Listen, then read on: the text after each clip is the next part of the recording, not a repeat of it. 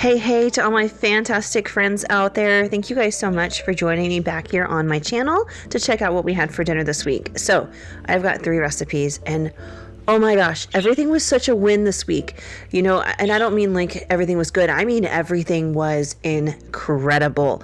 I have got ribs with a brand new rub recipe to try. I have got some amazing fish tacos, and this is my own personal recipe. And then I have got homemade gyros. Those were incredible. They're just like the stuff you get on the carts. The meat came out absolutely perfect.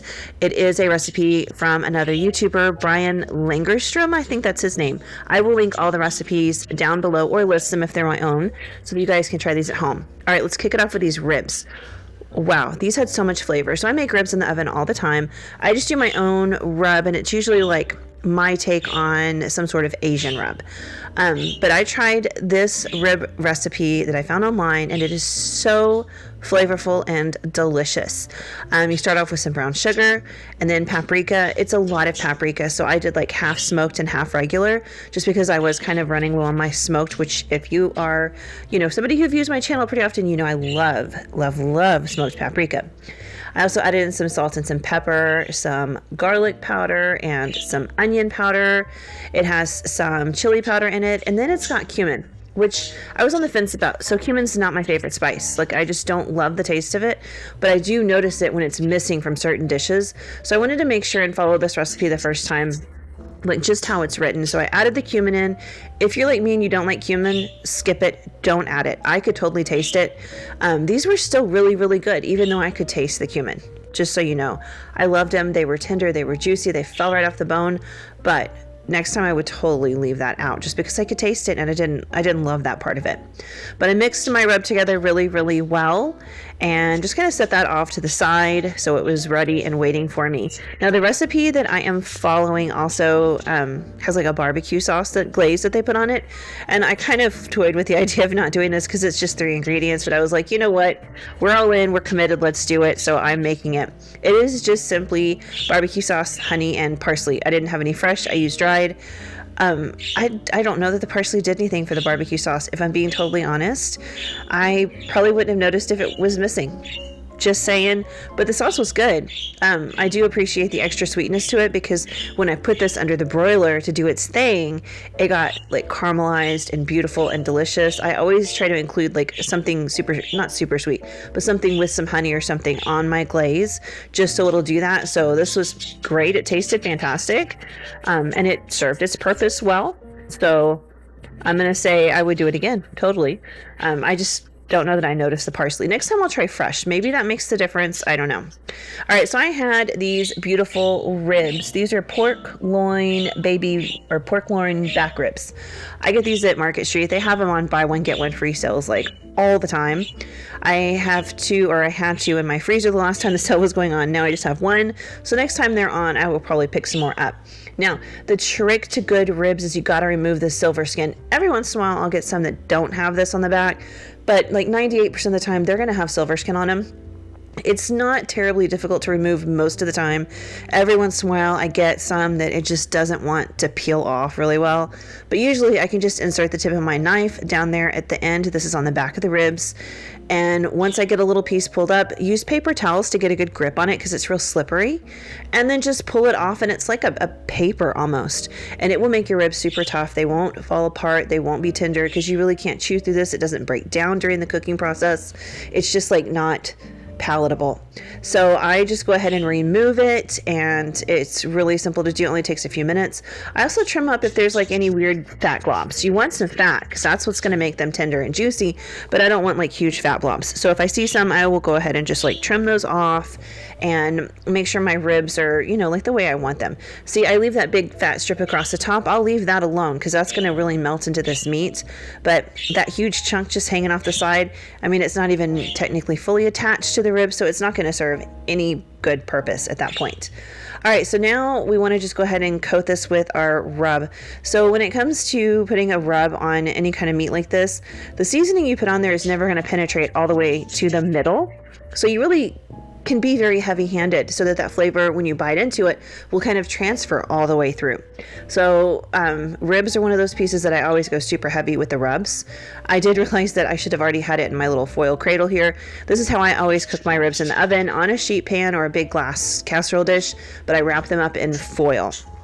So I went ahead and put my ribs on the foil, and then I just started the process of adding my rub. I'm very generous, I'm very heavy-handed, and I do rub it in. I'm not like a hardcore, like rub it all the way in for 10 minutes or anything, but I make sure it's like attached to the meat. It's got a nice thick layer, and I do try to really make sure I'm getting down on the sides and underneath and everywhere, so like the whole piece is fully coated.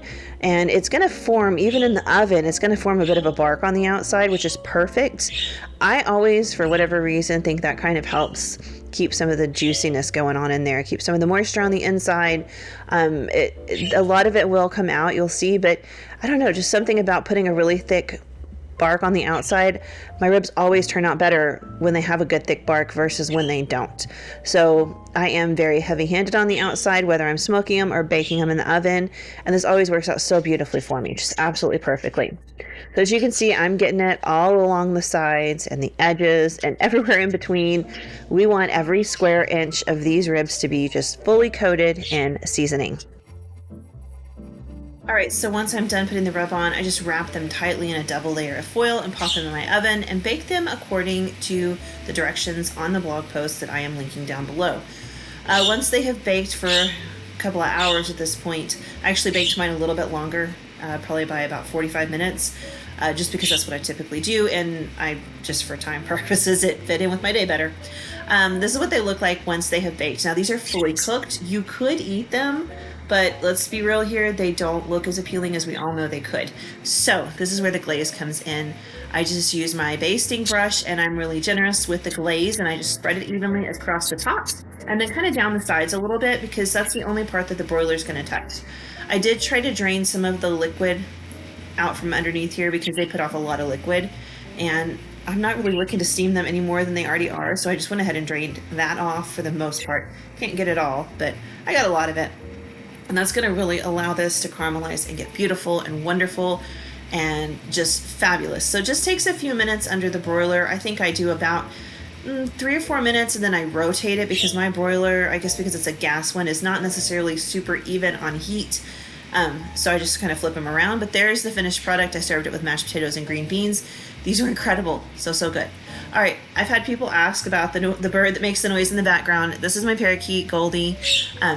We've had him for years, and he's very, very chatty and very talkative, and he is double caged because I have a couple cats. Just for his own safety, he is double caged, but he is our little parakeet. So there he is.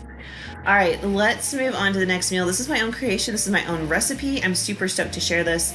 We're gonna have fish tacos with a Southwest slaw. The pickled onions are not my recipe, but we're gonna have some pickled onions because I've never made them, and I thought this would be a great place to try them. I didn't have any red onions, so we're just using Vidalia onions, but we just mixed some water, vinegar, sugar, and salt together and brought it up to a simmer/boil until all the sugar and salt were completely dissolved. And then I just went ahead and thinly sliced up a couple onions because mine were small and crammed them down in a mason jar, and then just poured that hot liquid over the top and just let them sit and hang out the rest of the day. These are fabulous. We actually ate them on the next 2 meals because they were so good. And they were so easy. Next time I make them, I'm going to try the red onions because I know that's really the more popular way. All right, so this is my Southwest slaw. I made this up. This is my own personal recipe, and I loved it on these tacos. If I were going to serve it on the side of everything, I would probably add more lime juice than I did, or maybe some lime zest, but it is so good. So I started off with some mayonnaise, and then I added in that chili garlic crunch is my favorite. You could do sriracha or just red pepper flakes, depending on what you have on hand. I'm going to balance that with some sweetness from the honey, and I was really looking for the sweet heat on this, and it's not super hot. I did end up doubling some of the amounts in here, and I will list the full recipe after I test it, taste it, the whole bit down below. I just didn't want y'all to sit through me testing and adjusting constantly. This was my base recipe here.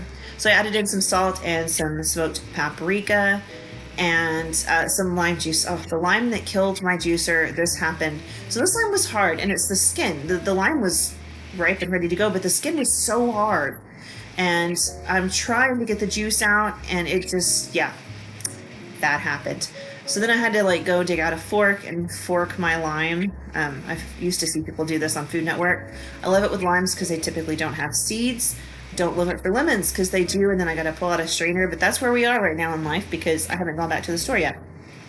So I'm going to mix this all together, taste test it, and adjust it. And like I said, down below, I list my finalized version of this, and it's fantastic in these tacos. Now, like I said, if you were going to serve it as a summer side dish to your barbecue ribs or something, definitely want to like amp up the acidity in it to cut through the sweetness and the richness. It would definitely, maybe even vinegar instead of lime juice.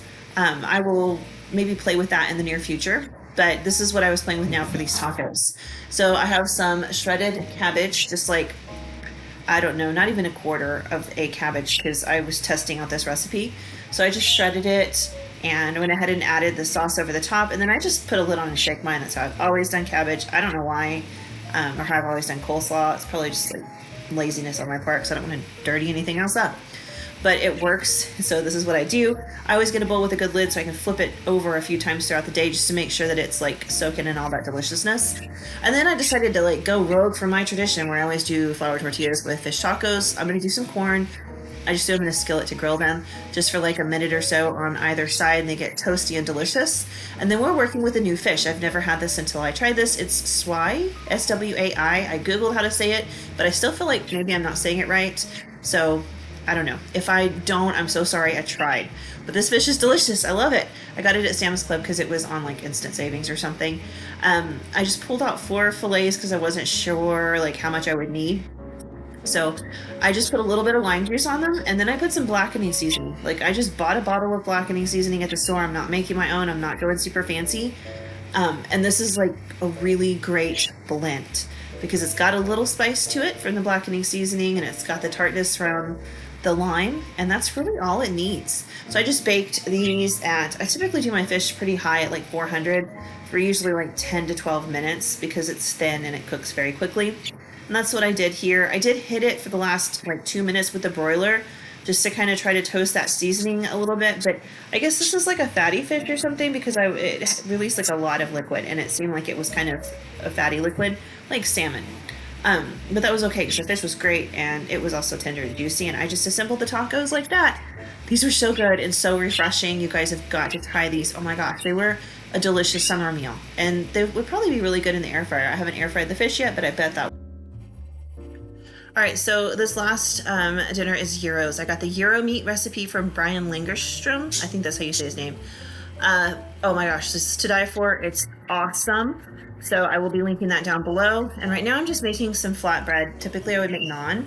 These are tiz with flour tortillas. I debated on that, I really did, but I was like, nah, I'm feeling this Turkish flatbread recipe I've been wanting to try. So that's what we're making. You don't have to do this. You could buy naan or pita or something from the store. In fact, I typically do. And the pita I get is like super soft and fluffy, and it's like little clouds in your mouth, and it's awesome. I'm looking for something to mimic that at home, and this is pretty darn close, so I am really happy. So the only change I made to the recipe that I will be linking down below is to add that parsley in, just for funsies, just for freshness. I've seen that in some naan recipes and stuff, and I thought, well, we'll give it a shot. So I let my yeast do its thing, and I'm doubling this recipe just so you'll know. We like flatbread in my house. It'll go quickly, so I did double it. I'm adding in half the flour now. I will mix it up and then add in the other half of the flour. And I felt like my dough was still sticky. I will also say, like, it was raining when I made this, so like the humidity level was pretty high. So I think that it was just one of those days. I did have to add a lot more flour in the end, not just here in the mixer, but like I had to add a lot of flour when I was rolling these out. It was a very wet dough, but again, raining here, I think it was my weather more than anything. So it called for 3 cups of flour per recipe, so I would have done 6. I think I ended up doing pretty close to 7, maybe a little over. After rolling out and everything, so it did take a lot, but I mixed it and kneaded it in my mixer for a while. Then I just like to put some olive oil on my hand, in my bowl, and on my dough, and kind of roll it around in there. See, that was super sticky. It just really was not like getting to the place I wanted it to be, but I also knew once it sat and really soaked up the flour that the texture and everything could possibly change. I stopped there, which I'm glad I did. I wouldn't have wanted to like overflour it and make it dry. So this was fine, but I just rolled it around in the oil so it would be able to rise and it would be easier to get out of the bowl. Once I let it rise for a while, I actually like it rose and I punched it down and I let it go another time because I was busy. That's just the way it goes sometimes. But then I just kind of like plopped it out on my little dough mat there with a lot of flour because like I said, I knew it was still overly hydrated and it would need more flour. And I just kind of added some flour and kneaded it for a while. This was a beautiful dough. It really, really was. Had a fantastic flavor. I loved this so much. I think I will make this now instead of naan. I love naan. I really do. I make it with yogurt. I found that the recipes that require yogurt are often the ones that I prefer. But I like this even better because it was pillowy and soft and just really nice. I loved it. So I just divided mine up into like, I think it's 16 pieces. And then I just made little dough balls. You can see there I'm kind of like folding it in on itself. And then I'm just gonna like pinch and twist the ends and just kind of like roll it on the mat for just a minute. And then we're gonna roll it out like you would a tortilla. And I roll these about as well as I roll tortillas. Heads up, I'm not good at this. So mine always come out like funny shaped, but nobody seems to mind when they're eating dinner. So I think it's probably no big deal. There I am adding some more of that flour because like I said, this dough was super hydrated. Again, I think it was the weather, not the recipe, so keep that in mind if you're making these at home. I really think it was just how wet it was here in Texas that day, which is something pretty rare to say most of the time. Typically we're very dry, but this week and last week we were just getting a lot of rain. All right, so I just rolled these bad boys out. It did take a little bit of time because like I said, 16 of them. And then I'm just gonna throw them on a flat top griddle that I have. I don't have one of those plug-in electric ones. I have one you just stick on your burners. I feel like there is a name in Spanish for these that I should know because people down here use them all the time and it has completely just like left my brain. But anyway, these are super handy to cook on and I actually prefer this over the electric griddles. The only issue I would say that I ever have with it is the fact that it does sometimes heat unevenly. The back burner, which is smaller, typically gets warmer than the front burner, which is bigger. All right, so that's what they're supposed to do is like bubble up just like a tortilla, flip it over, and there should be like more toastiness on the back. I really had to adjust that front burner. For whatever reason, it just doesn't heat up as well as that tiny burner in the back. But there you go, that's what you want to see are those beautiful toasty marks on the back. Just cook them till they're bubbly and get those beautiful toasty marks, and that's all you have to do. Look at those pillows and pockets of air. These were fantastic. I'm in love with this recipe. Like I love carbs, I love bread, not gonna lie, this was so good. All right, on to our yogurt sauce. So I just started off with like 1/3 of an English cucumber. Typically I do not do this, but we're gonna go fancy today and remove the seeds from the cucumber. Normally I don't care if it makes the sauce runny. I'm really not that picky as a person. But today I'm like, okay, we're gonna do it right. So I took the seeds out and I'm gonna be honest here, y'all, I didn't notice a single bit of difference. So would I waste my time doing this in the future? Probably not. I just went ahead and did like a fine dice on this. You can grate the cucumber if you want to. I used to do that because that's what the recipe's called for, but I am a person who loves texture. And so these cute little chunks of cucumber popping up all throughout my yogurt with my herbs and stuff is what I like to see and what I like to eat. So I just do like a really fine dice and run my knife through to give it a good mince, and that's all she wrote. That's the way I like it. You can grate it if you want it that way. You can peel your cucumber if you like that. This is an English cucumber. The skin's not tough and I have no problem eating it. So this is just how I do it. But if you want it like finer or whatever, that is totally fine. That's up to you. I'll let you decide what you and your family like to eat. This is just what we like and that's fine. But like I said, ran my knife through for that like, fine mince for the most part. And then just put it in my little dish there. Then we're gonna add a few more ingredients. So I've got some mint that is just like burning a hole in my refrigerator drawer because I got it to make tea and we haven't been drinking tea. So we're gonna throw some fresh mint in there. I do this when I have some. Mint tastes fantastic in a yogurt sauce. And what I think is gonna be even better is because I am making the meat with a beef and lamb combination and lamb loves mint. So I just like, did it in the little slices and then ran my knife through. There is a word for that and it's also escaping my brain. Y'all, words are hard today. I'm having a time trying to think of the words I need to say. Anyway, I just chopped it up finely and then we're gonna add some lemon juice. You can do fresh, but as you just saw in the last recipe, I broke my juicer, so we're just gonna use the jar stuff because I don't wanna fork a lemon and have to fight the seeds. Then we're gonna add dill, and if you have fresh, it's even better. Clearly I don't, but I always have this stuff on hand because I love dill. So I'm gonna put in a lot because that is how I roll. You don't have to put in this much. You can put in just a little bit. All right, so like I said, very heavy-handed with the dill. You don't have to have that much. I love the flavor though. My family does too. So I put a lot in. Then I went ahead and added in some salt. I use like the really big salt crystals, so it looks like I'm using a lot more than I really am because this does not taste as salty as like regular table salt.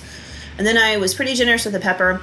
If you put pepper in yours, just know that you're gonna see the pepper flakes and they kind of like, I don't wanna say like they kind of leave some of their color. It kind of tints the yogurt a little bit. Doesn't bother me. If it doesn't bother you, then we're good. If you don't like that, try white pepper instead. And the last thing we're gonna add is yogurt, and lots of it. I made a lot of this because I'm making a lot of meat. This is gonna feed my family for at least 2 nights, hopefully with like a lunch thrown in there too. We'll see. This I can say now because we've already eaten some for dinner.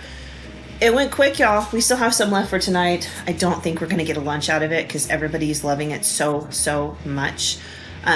This was better than I anticipated, and I cannot wait to make it again and kind of make it my own. It's the technique that I'm taking from this. The flavoring for the meat, I kind of have my own way of doing things because I always make my gyro meat similar to kofta.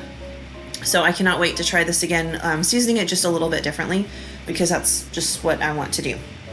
But anyway, I'm mixing this up, and I do this ahead of time. You want to let this hang out in your fridge for those flavors to get to know each other and develop. So if you can, try to do this like at least an hour in advance. All right, over to the food processor. Time for the meat. This is going to get weird, okay? Just like, here's your warning. You know last week how we like spread raw meat on a tortilla?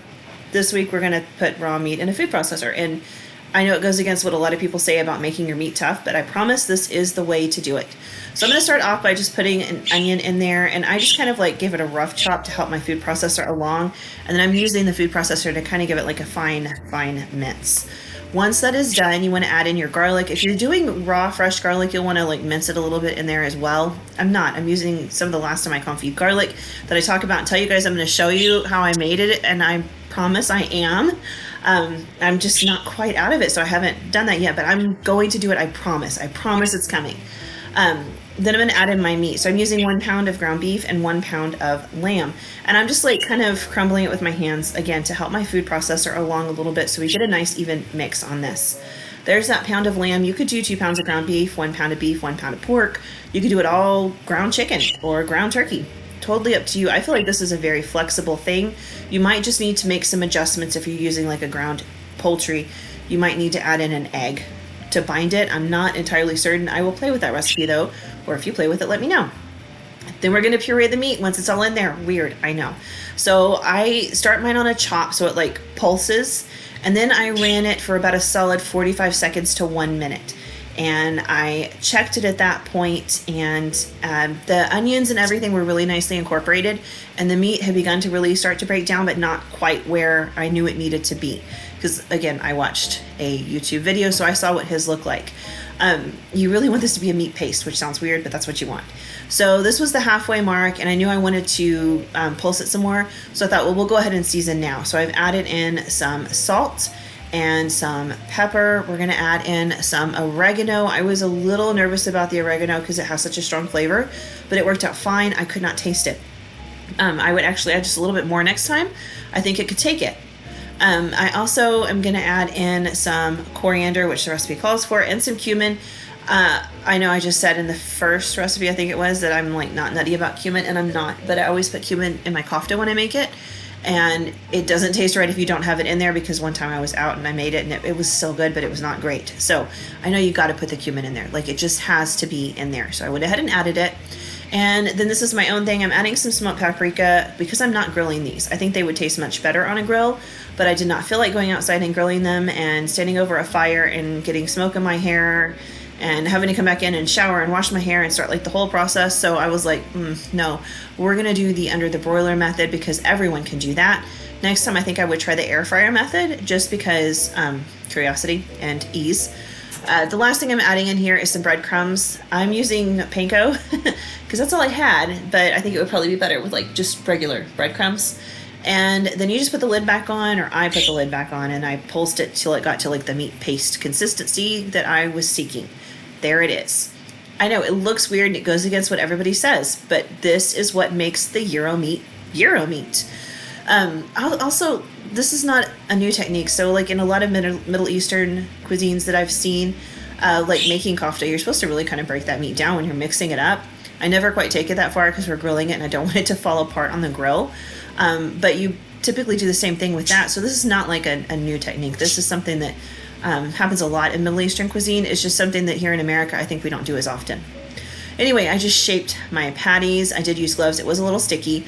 Put it on parchment and popped it under the broiler. And look at that color, y'all. I did 4 to 5 minutes and flipped it. And I did that whole process for like 20 minutes. Look at that. It's slicing like gyro meat. I just let it rest on the counter for like 10 minutes. And it sliced up beautifully. As a home chef, or a home cook, I cannot get beautifully thin shaved slices like they would at like the gyro stands and stuff. But I could get some thin slices and it was perfect and it was so delicious.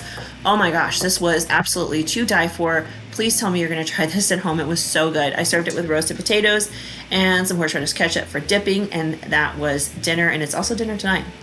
Anyway, y'all, that is the end of what we had for dinner this week. I hope you enjoyed this video. I hope if you're not already, you will click that subscribe button. It's totally free and it really makes my day. Thank you guys for joining me here so much. Now check out one of these videos that is popping up on the screen right now. I will see you soon. Bye.